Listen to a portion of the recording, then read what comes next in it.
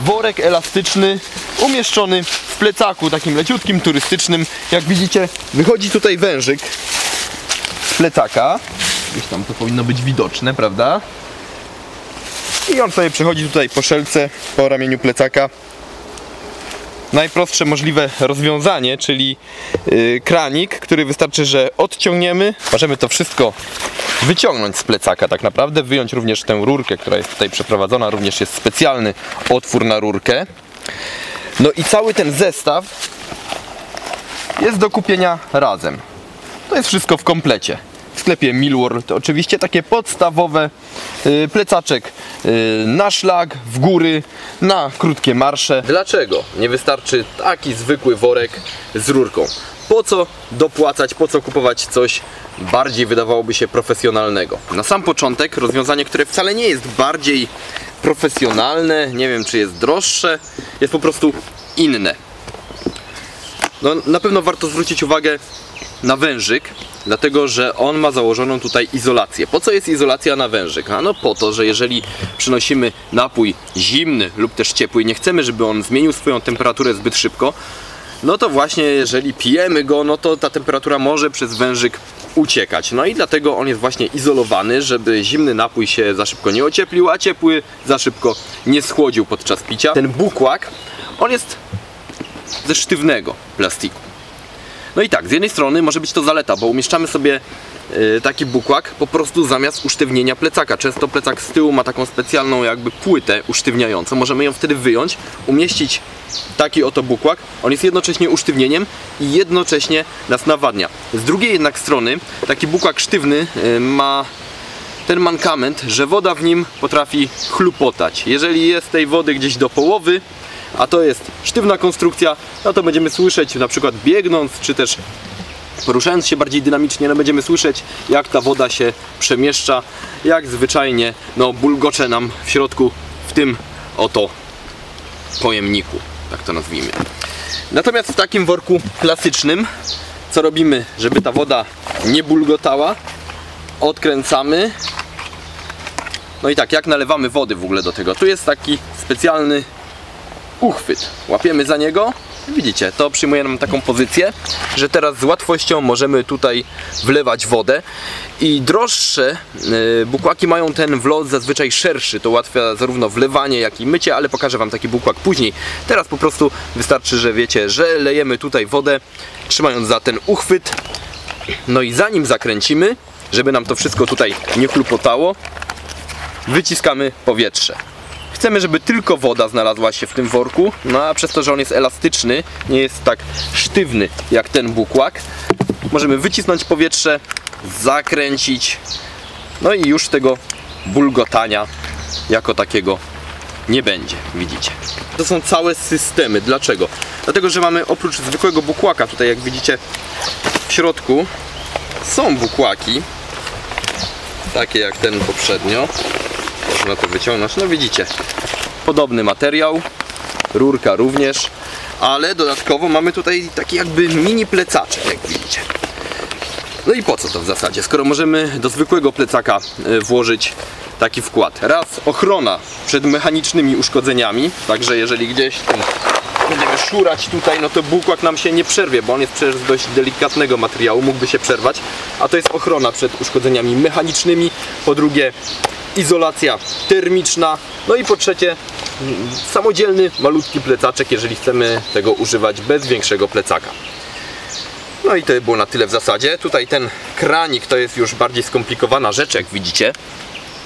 On ma tutaj kilka funkcji, o których powiem wam na przykładzie kolejnego systemu hydracyjnego, bo tutaj kranik jest podobny. Tutaj system nośny tego małego plecaczka możemy sobie już regulować, także jest to porządniejsza robota. Możemy całość umieścić w specjalnej kieszeni, wyprowadzić wężyk, możemy umieścić tylko ten wkład w środku, ale możemy też taki system hydracyjny po prostu przytroczyć, dzięki czemu no nie tracimy miejsca w ekwipunku. Mamy to nie jako coś dodatkowego, co musimy umieścić w plecaku, ale jako dodatkowy moduł tutaj z przodu. To wszystko dzięki systemowi MOL. Tutaj też jest system MOL, także również możemy ten system tutaj sobie przytroczyć. Także te dwa rozwiązania są do siebie bardzo podobne. Natomiast czym się różnią? Dlaczego ten jest droższy, mimo że mamy tutaj mniej pojemny bukłak? No już wam tłumaczę. Popatrzcie, jak porządnie wykonany jest tutaj ten wlot. Szeroki wlot ma taką zaletę, że możemy wodę lać tutaj pewniej, że jej nie rozlejemy, nie zmarnujemy. Po drugie, możemy ją wlewać szybciej. No a przede wszystkim dzięki takiemu szerokiemu wlotowi możemy łatwiej ten worek wyczyścić, bo tutaj spokojnie możemy nawet rękę włożyć do środka, wymyć to dokładnie. No niestety nie uda się to w przypadku takich worków standardowych z malutkim otworkiem. Tutaj jest większy problem, żeby to dokładnie wyczyścić. Te kraniki bardzo wygodne w użyciu. No wystarczy, że tutaj zgryziemy, zassamy, leci woda. Tak samo tutaj. Nie ma prawa tutaj nic z tego kapać, że woda się nie cofa w żaden sposób. Dodatkowo no, kraniki są izolowane, także zachowujemy temperaturę płynu. No i jeszcze mamy tutaj ten zawór, dzięki czemu możemy całkowicie odciąć dopływ wody, zarówno w tym kraniku, jak i w tym. No i przede wszystkim te zatyczki no, są przytwierdzone tutaj, także ich nie zgubimy. Tutaj zatyczkę już zgubiłem, bo była całkowicie osobno. No i również łatwo można sprawić, że po pierwsze woda traci temperaturę przez ten kranik, no po drugie czasami z niego kapie, no i jest uciążliwy dość w użyciu, no bo trzeba rzeczywiście odciągać to z powrotem, dociskać, tam wystarczy, że zgryziemy i leci woda. Jeżeli o mnie chodzi, wybrałbym raczej to rozwiązanie, ze względu na ten szeroki wlot, bo to bardzo ułatwia sprawę. Dodatkowo kranik tutaj jest porządniej zrobiony. Mam wrażenie, że jeżeli dłużej używałbym tego kranika, no to mogłoby mi tutaj rzeczywiście już popękać, rozleść się, no bo to jest takie, sami widzicie, mogłoby się rozerwać. Tutaj natomiast całkiem inaczej to działa, również na zasadzie zgryzienia tego, no ale jednak tutaj nie ma żadnych takich celowych nacięć, które mogłyby się rozłazić później. Również ta izolacja tego wężyka jest dużo lepsza, ona jest neoprenowa tutaj, to jest bardzo ważne, czyli izolacja jest, skoro jest to neopren, natomiast tutaj no, jest jakaś zwykła szmata na tym kraniku, która nie wiem, czy cokolwiek tak naprawdę daje. Także jeżeli szukamy całkowicie profesjonalnego rozwiązania, to polecam ten system hydracyjny marki Condor. Natomiast jeżeli szukamy czegoś tak po środku, no to MFH jak najbardziej spełni swoje zadanie, jednak jest to rozwiązanie no trochę mniej profesjonalne od tego, co oferuje Condor.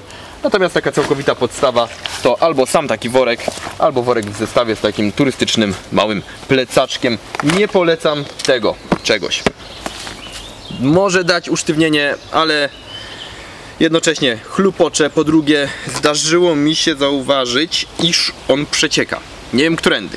Górą raczej nie przeciekał, bo przecież był umieszczony pionowo w plecaku. Natomiast spód plecaka zaczął mi przeciekać i jeszcze nie zidentyfikowałem tego którędy. Dziury tutaj raczej żadnej nie ma. Podejrzewam, że gdzieś przy tym kraniku zaczęło tutaj przeciekać. Także nie polecam takich sztywnych konstrukcji, jeżeli chodzi o systemy nawadniające. No raz, że będzie to chlupotało, dwa, że jest to dosyć niepraktyczne. No bo to możemy umieścić właściwie tylko w plecaku, nie możemy tego nigdzie troczyć. Lejemy wodę po raz pierwszy, wybieramy się na szlak, pijemy. No i ta woda smakuje jak plastik. Co zrobić w takiej sytuacji? Czy to oznacza, że ten worek jest złej jakości? Absolutnie nie. W moim przypadku wystarczyło, bo ten worek tak trochę plastikiem dawał, wystarczyło, że zalałem ten worek wrzątkiem. Z 10 minut ten wrzątek sobie tutaj pływał w tym worku. Następnie odkręciłem kranik, wylałem, nalałem świeżej wody i problem zniknął. Także to nie jest tak, że jeżeli czujemy plastik, to że coś jest nie tak z workiem. Po prostu trzeba go najpierw wyparzyć przynajmniej. U mnie to się sprawdziło i pewnie sprawdza się to w każdym z tego typu worków. No dobrze, powiedzieliśmy sobie o systemach hydracyjnych. Co w kolejnym odcinku? No propozycja jest taka, albo robimy przegląd kolejnego sprzętu, dajcie znać w komentarzach, jakiego typu sprzęt Was interesuje, albo nagrywamy kolejny odcinek o gadżetach, albo nowa forma, czyli nowości w Millworld. Dajcie znać w komentarzach, jakiego typu filmów oczekujecie od nas, takie powstaną. A tymczasem na razie trzymajcie się czołgiem i do kolejnego odcinka.